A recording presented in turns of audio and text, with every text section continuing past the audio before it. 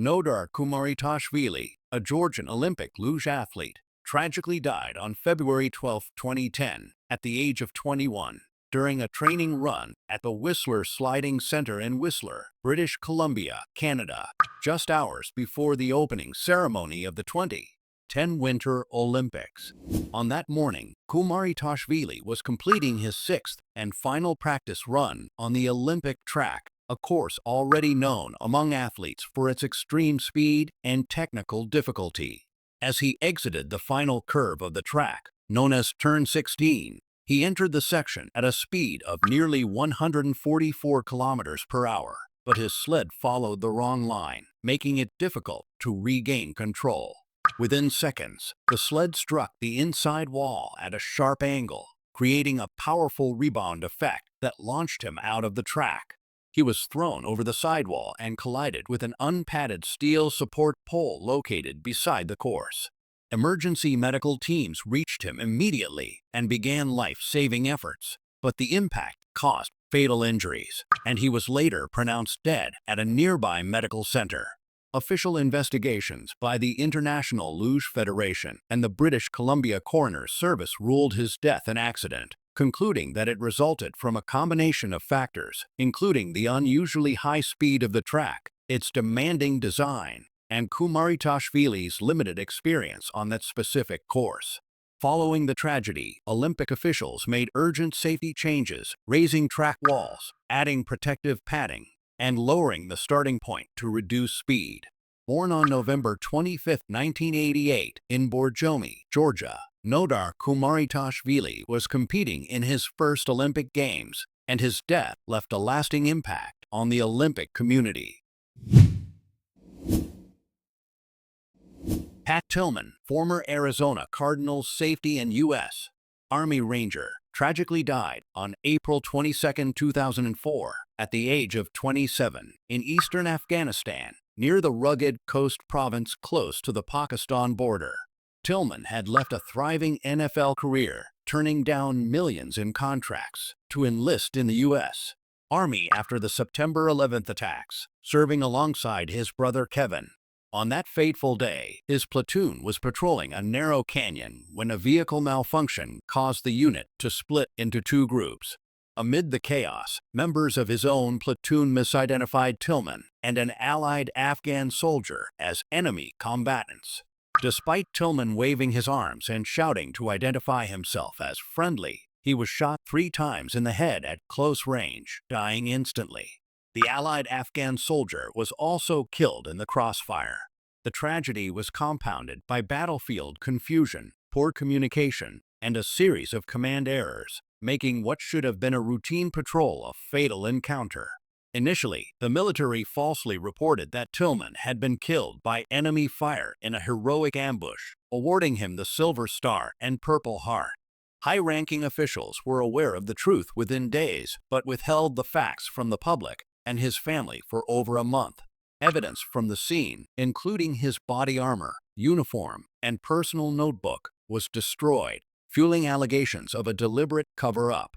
Pat Tillman was born on November 6, 1976, in San Jose, California.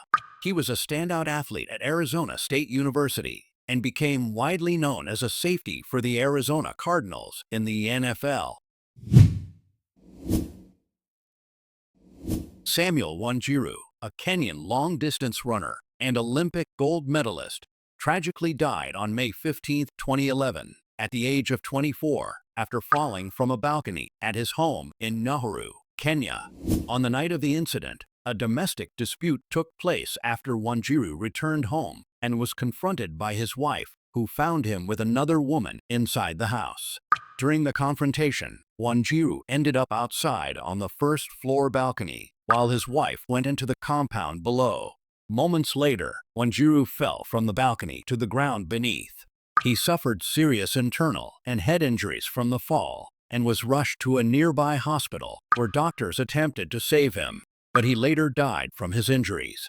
Police initially investigated several possibilities, including suicide and foul play, due to conflicting accounts and early examination reports. However, after a lengthy public inquest that lasted more than a decade, A magistrate officially ruled his death an accident, concluding there was insufficient evidence to support murder or suicide. The final findings stated that alcohol consumption and the chaotic situation that night likely affected his judgment and contributed to the fatal fall. Born on November 10, 1986, Samuel Wanjiru rose from poverty to become Kenya's first Olympic marathon gold medalist at the 2008 Beijing Games, and his sudden death shocked the sporting world, ending a brilliant career far too soon.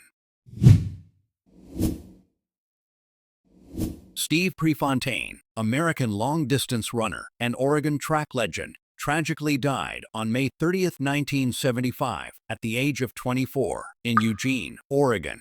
After attending a post-race party, Prefontaine was driving his gold MGB convertible home around 12:30 am on the winding Skyline Boulevard when he lost control of the vehicle. The car struck a rock embankment, flipped over, and pinned him underneath, causing traumatic asphyxiation that killed him instantly. Prefontaine was not wearing a seatbelt, and a later autopsy revealed a blood alcohol content of 0.16%, above the legal limit at the time, which contributed to the accident. The tragedy was sudden and shocking. Prefontaine had just finished a race and was at the height of his running career, holding every American distance record from 2,000 to 10,000 meters. Friends who were with him earlier that night, including fellow Olympian Frank Shorter, had no indication that the night would end in disaster. Despite theories that he may have swerved to avoid another car or obstacle, the official investigation concluded it was a single-car accident caused by impaired driving on a difficult, curving road. The crash site, now known as Praise Rock, has become a memorial for runners worldwide. Steve Prefontaine was born on January 25, 1951, in Coos Bay, Oregon, and became known as a star at the University of Oregon and a pioneering figure in American distance running. He was celebrated for his fearless, front-running style and determination, inspiring a generation of athletes. Florence Griffith-Joyner, famously known as Flo-Jo, tragically passed away on September 21, 1998, at the age of 38, in her home in Mission Viejo, California, in a sudden and shocking turn of events that stunned the sports world. On that morning, her husband, Al Joyner, discovered her unresponsive in their bedroom and immediately called paramedics, but despite their rapid efforts, she was pronounced dead at the scene. The official investigation by the Orange County Sheriff Coroner's Office determined that Florence had suffered a severe epileptic seizure, a tonic-clonic seizure, which caused suffocation in her sleep when her airway became constricted, a condition known as positional asphyxia. This seizure was triggered by a congenital brain abnormality called a cavernous hemangioma, an abnormal cluster of blood vessels in the brain that she had carried since birth, and had caused occasional seizures in the early 1990s, for which she had received treatment. On the day of her death, she had been resting at home, unaware that her condition could prove fatal, and the suddenness of the seizure left no time for intervention.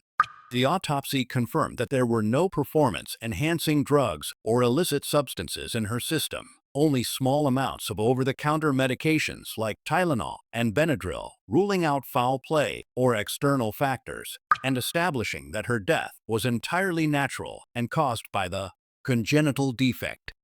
The tragedy was compounded by her public image as a vibrant, energetic, and seemingly healthy figure, a retired athlete who had captivated the world with her dazzling speed, world records in the 100 meters and 200 meters, and iconic style at the 1988 Seoul Olympics.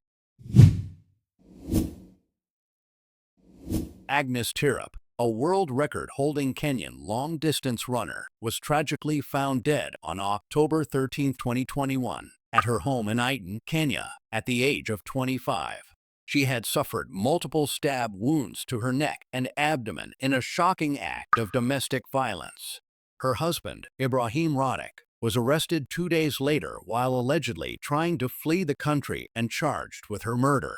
Reports later revealed that Tirop had endured a turbulent and abusive relationship, with prior threats and controlling behavior that went unaddressed. The murder occurred just weeks after she had set a new women-only 10-kilometer world record, making the loss even more devastating. Her body was discovered in her bedroom, a place that should have been safe, highlighting the cruel reality of the violence she faced. Evidence suggested a violent struggle, including smashed car windows, confirming the deliberate nature of the attack. Her death exposed the dangers of domestic abuse, even for celebrated athletes, and sparked widespread outrage. In response, her family and fellow athletes founded Tirop's Angels, an organization dedicated to supporting victims and raising awareness about gender-based violence. Agnes Tirop's sudden and brutal death shocked the world, cutting short the life of a rising star whose talent and promise had inspired many. Born on October 23, 1995, Tirop was best known for setting the women-only 10 kilometers world record and winning bronze medals at the World Championships in 10,000 meters. Émilie Mondor, the shining star of Canadian distance running, had always carried a fire in her heart, pushing herself past limits and inspiring everyone who watched her. But on September 9, 2006, that fire was tragically extinguished. Driving alone along Highway 417 near Hawkesbury, Ontario, to a high school reunion, her journey ended in an unthinkable accident. Reports say she lost control of her car, which veered off the road and struck the trees that lined the quiet highway. Without a seatbelt to protect her, she was thrown from the vehicle. Bystanders rushed to help, wrapping her in blankets, and she was quickly airlifted to Ottawa's Civic Hospital. Yet despite the urgent care, her young life, so full of promise, was gone by the evening. Just months earlier, she had been fighting back from a rare bone condition that had sidelined her, returning to competition with unmatched determination, and even preparing for her first marathon at the 2006 New York City Marathon. The shock of her sudden passing rippled through the Canadian running community, leaving coaches, teammates, and fans grappling with the loss of someone so talented and vibrant. Tributes poured in, moments of silence, memorial races like Emilie's Run, and heartfelt stories of her relentless spirit. Born on April 29, 1981, in Mascouche, Quebec, Émilie Mondor will always be remembered as the first Canadian woman to run the 5,000 meters under 15 minutes, and for representing her nation with pride at the 2004 Athens Olympics. A brilliant athlete whose life was heartbreakingly cut short far too soon.